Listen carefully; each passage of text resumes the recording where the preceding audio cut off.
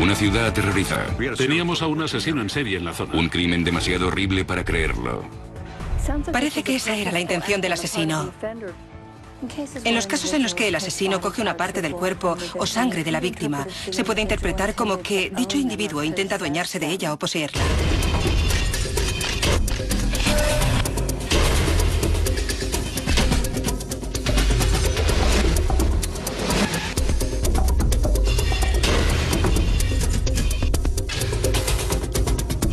Las pruebas del crimen. Sed de sangre. Condado de Brevard, Florida.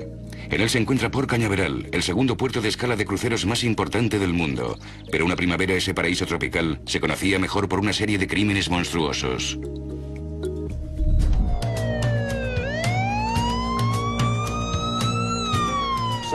...670, Brevard a 51.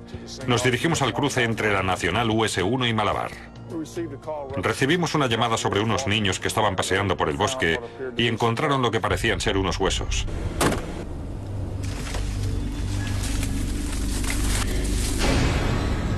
Inmediatamente los agentes vieron que eran restos humanos. Brevard, adelante, notifíquelo a homicidios y a la policía científica. Al registrar el lugar en busca de pruebas, los investigadores hicieron un extraño descubrimiento.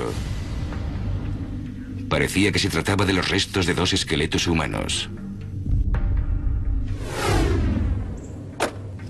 Bien, ¿qué tienes? Teniente, en el bosque a unos 50 metros unos chicos han encontrado lo que parecen ser restos humanos. Lo que más me extraña es que no he visto ningún cráneo. ¿Ningún cráneo? Los huesos están muy dispersos. ¿Hay muchos animales por aquí? Hay algunos, no he querido alterar la escena, pero mirando por encima no he visto ningún cráneo. Llamemos a la policía científica, que vengan inmediatamente. En las siguientes horas, los agentes encontraron muchos más restos humanos, pero ninguna pista sólida. No podíamos determinar la causa de la muerte de ninguno de ellos. A veces ves las señales de bala o si han utilizado un cuchillo o algo similar. Suelen quedar señales en los huesos, pero de esos restos no podíamos deducir nada. Ni siquiera quiénes eran las víctimas. Es muy difícil identificar a alguien sin el cráneo, especialmente sin los dientes. Pero los investigadores sí encontraron una prueba fundamental. Tuvimos la suerte de que una de las víctimas tuviera un brazo enyesado. Empezamos a buscar en los hospitales. Cada médico, según tengo entendido, tiene su propio estilo de enyesado. Si encontraban al médico, tal vez pudieran averiguar la identidad de la víctima, pero les esperaba una larga búsqueda.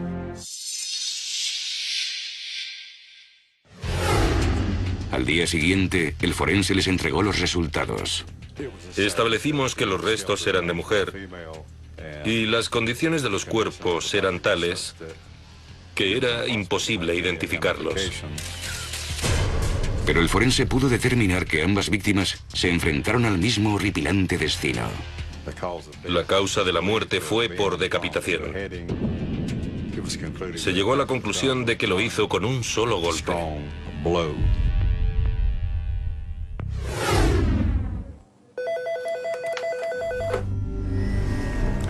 Teniente Lederow.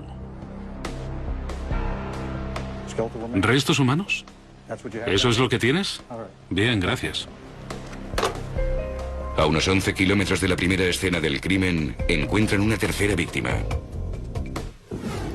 No he visto ningún cráneo. Para el teniente Lederow y sus hombres, era revivir la experiencia.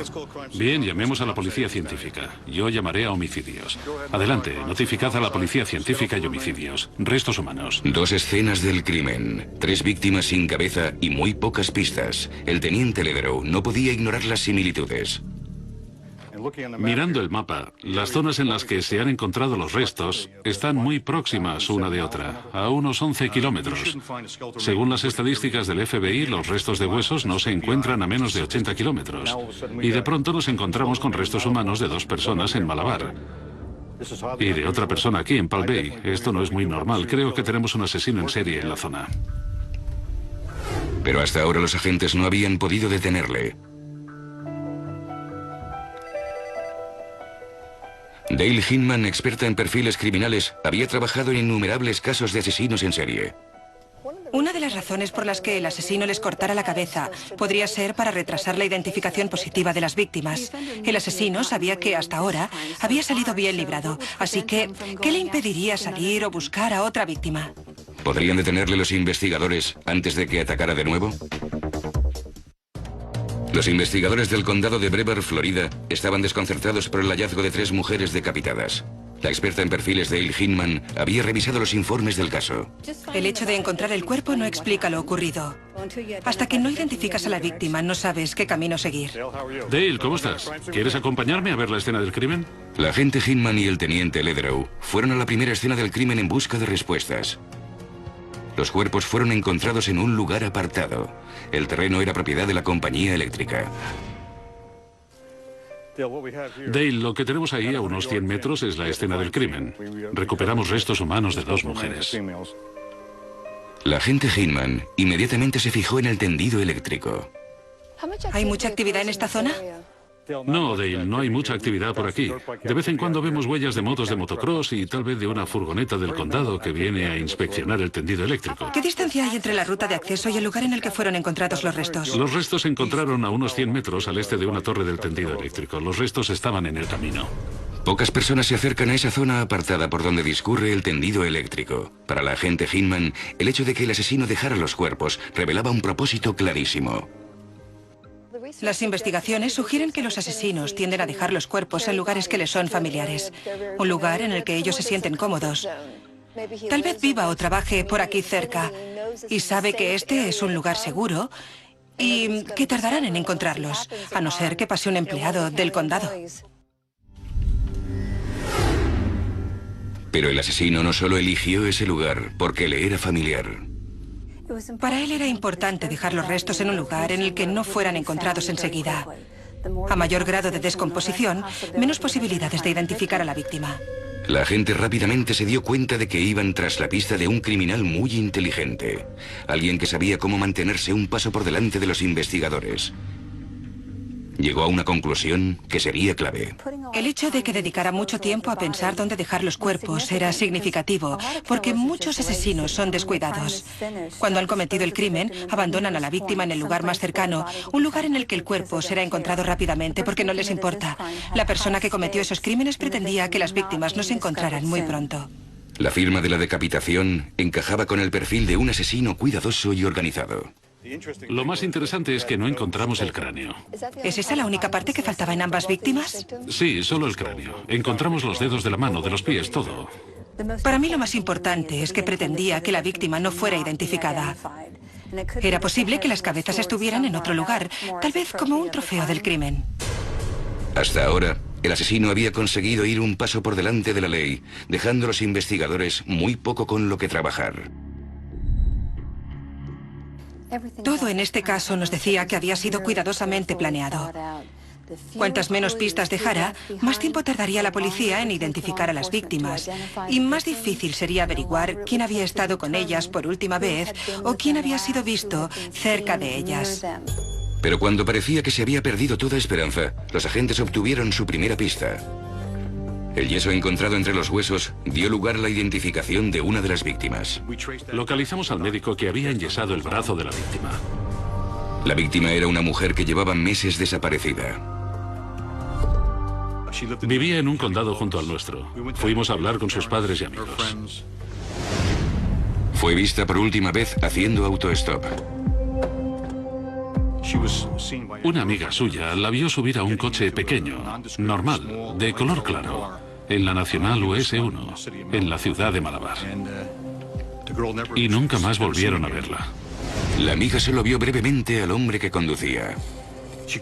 No pudo decirme su edad, solo que iba bien vestido, traje y corbata, y que ella subió a su coche. El relato de la amiga no les dio a los agentes ninguna pista sobre el conductor ni su coche, pero ayudó a la agente Hinman a conocer mejor al asesino. Si ella aceptó que un hombre la llevara, o bien le conocía, o su aspecto era tan inofensivo que no sospechó que pudiera ocurrirle algo terrible. 911, ¿de qué se trata? Bien, ¿podría describirla? Enviaremos a alguien a comprobarlo. Luego, a pocas manzanas de donde se habían encontrado los cuerpos, descubrieron a una mujer deambulando por la calle desnuda, esposada y medio muerta. Recibí una llamada de la central diciendo que acudiera al centro médico Holmes con relación a una agresión sexual. Los médicos del hospital nos dijeron que era muy probable que no superara esa noche. ¿Esa joven tenía que ser la víctima número 4? En ese caso era posible que el meticuloso asesino hubiera cometido un error. Los asesinos en serie sofisticados y experimentados siguen en libertad porque no dejan pistas que nos permitan averiguar quiénes son. Pero es cuando cometen un error y dejan una pista cuando podemos cogerles. ¿Sobrevivirá la víctima para contar su historia? En Florida, los investigadores están buscando a un asesino en serie. Esperan interrogar a una joven encontrada deambulando desnuda cerca de donde habían sido hallados los cuerpos. Cuando llegué al hospital, los médicos y las enfermeras me dijeron que esa chica estaba a las puertas de la muerte. No esperaban que superara la noche. Pero antes de perder el conocimiento, reveló algo sorprendente. Dijo que un coche pequeño, normal, paró y el conductor se ofreció a llevarla. Se sintió muy cómoda con él. Era posible que fuera la 4ª víctima. Los investigadores solo podían esperar. Todo dependía de si la joven superaba la noche.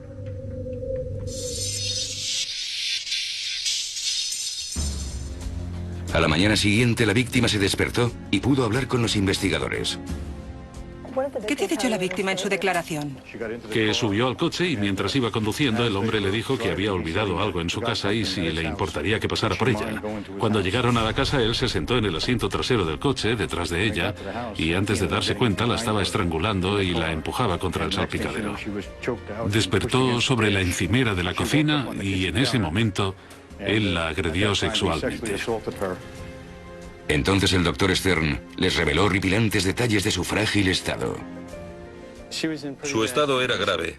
Tenía abrasiones en el cuello, los tobillos, las muñecas, venopunciones en ambas fosas antecubitales, donde normalmente se extrae sangre. Había perdido nada más y nada menos que un 45% de sangre. ¿Podría explicarnos por qué, teniendo en cuenta las heridas, perdió tanta sangre? Dale, creo que yo puedo explicártelo. Al hablar con la víctima, me explicó que el sospechoso le extrajo sangre varias veces durante los 2 días que estuvo retenida en su casa. Y que le dijo que era un vampiro y bebía sangre. ¿Un vampiro de verdad? Era una revelación horripilante, pero la agente Hinman había visto esa conducta enfermiza con anterioridad. En los casos en los que el asesino coge una parte del cuerpo o sangre de la víctima, se puede interpretar como que dicho individuo intenta adueñarse de ella o poseerla, teniendo partes de la víctima dentro de él. En base a lo bien que le ha ido, creo que probablemente lo haya hecho antes. Y entonces, buenas noticias. La víctima pudo reconocer la casa en la que estuvo cautiva. Pertenecía a un inverosímil sospechoso, a un tal John Cratchley, de 39 años, casado y con hijos. John Cratchley era ingeniero y trabajaba para la corporación Harris en Palm Bay. Había nacido y crecido en la zona de West Virginia y fue a los mejores colegios y universidades. Había trabajado en el Pentágono con una acreditación gubernamental de alto nivel e iba a presentarse a las elecciones municipales. No era una persona que causara miedo o pánico en nadie. Tenía vínculos con la comunidad, una familia, un empleo. Los agentes se dirigieron a la casa de Cratchley. Rodeamos la casa. Le hablamos por el megáfono. Atención en el interior de la casa, oficina del sheriff del condado de Brevard.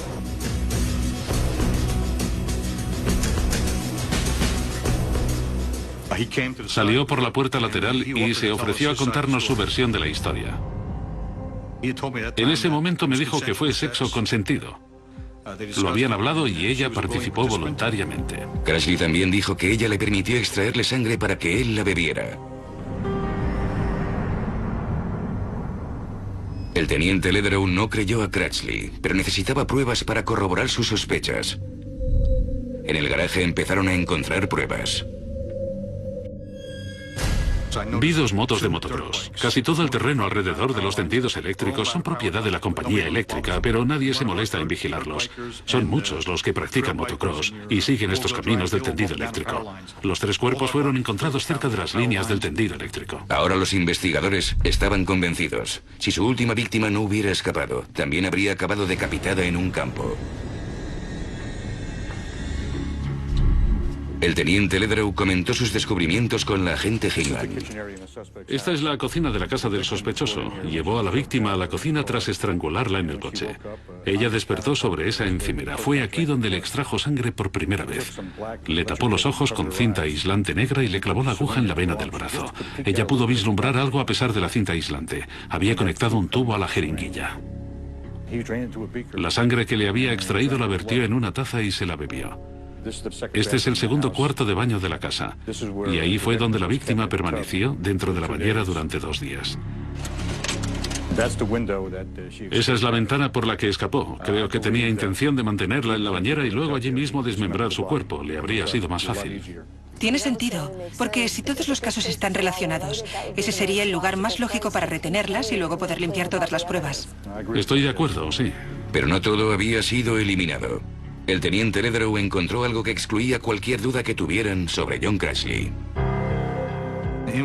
En uno de los armarios encontré entre 15 y 20 medallones con cadenas propios de mujeres. Trofeos que un asesino en serie coleccionaría de sus víctimas. Un trofeo es un símbolo de conquista de la víctima y es algo que el asesino suele guardar durante largos periodos de tiempo. Cuando la agente Hinman comparó su perfil con John Crashley, coincidían a la perfección. Era listo y concienzudo, con gran capacidad para planificar. ¿Pero su cuidadosa planificación sería suficiente para librarse de la cárcel? Cuando los investigadores registraron la casa de John Crashley en busca de pruebas del supuesto ataque del vampiro, advirtieron que faltaba algo. ¿Dónde está el resto de su ropa y el bolso? No había nada más. En la casa no se encontró nada más. La ropa y el bolso habían desaparecido. Suena algo definitivo. Si se había deshecho de la ropa y el bolso, es que no esperaba que sobreviviera y se marchara. Dice mucho sobre si fue sexo consentido o no.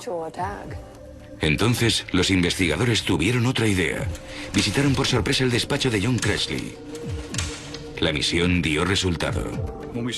Cuando registramos su mesa encontramos en su billetera la foto de una víctima que más tarde averiguamos había desaparecido. Encontramos 73 tarjetas de fichero de 7 por 12 centímetros con nombres de mujeres. También encontraron 50 fotos de mujeres atadas, estilo bondage. Muchos de los nombres de las tarjetas y de las mujeres de las fotos fueron identificadas como personas desaparecidas. Su colección nos sugirió que para él eran un recuerdo de unos actos con los que realmente había disfrutado. Con solo ver el coche de Crashley, los agentes supieron que tenían a su hombre. Era un coche de color claro y no había nada que lo identificara. No podía saber ni la marca. Muchos sospechosos hacen que sus coches sean inidentificables y el suyo era perfecto. También era una trampa perfecta. En el coche llevaba una palanca en el lugar del encendedor que servía para cerrar la puerta del pasajero. Un cable pasaba por detrás de la guantera hasta la puerta y lo único que tenía que hacer era tirar de él para que se cerrara la puerta y la víctima no pudiera salir del coche. Como había dicho la agente Hinman, Crashley lo tenía todo previsto, hasta el más mínimo detalle. Planeaba lo que iba a ocurrir y eso no era negociable. Buscaba una víctima que pudiera capturar. No era algo que ocurriera sin motivo alguno ni de forma improvisada. Era una persona que sabía lo que quería hacer y buscaba a la víctima para hacerlo. En la oficina del sheriff, Crashley empezó a hablar. Me dijo que normalmente era muy tímida, pero que yo la excitaba. Eso es lo que me dijo. Y toda esa historia de Charles Manson, una de sus fantasías era irse a la cama con Charles Manson o algo así. Confesó haber violado y agredido a la víctima que sobrevivió, pero no los casos no resueltos. Un par de sus compañeros de celda nos informaron que John tenía un cráneo en su propiedad que no habíamos visto al registrarla por primera vez. Volvimos con más órdenes de registro y excavamos en el jardín. Creo que sacó el cráneo de su propiedad. Nunca lo encontramos, pero yo creo que estuvo allí. Tras ser condenado por violación y secuestro, Crashley fue condenado a 25 años de cárcel. Estoy convencido de que John era el autor de por lo menos 6 asesinatos. Esa clase de delito muy técnico, en el que la persona cuenta con todos los recursos para cometer el crimen, es imposible que fuera el primer asesinato que había cometido. Había practicado con muchos asesinatos, muchos crímenes anteriores. Pero antes de que los investigadores reunieran todas las pruebas, Crashley fue encontrado muerto en su celda. Presuntamente se había suicidado. Debido a que John Crashley murió en la cárcel, a muchas familias se les negó su oportunidad de ver cómo se hacía justicia. Gracias a la extraordinaria capacidad del teniente Bob Lederow, se revolvió el caso y hasta cierto punto se hizo justicia.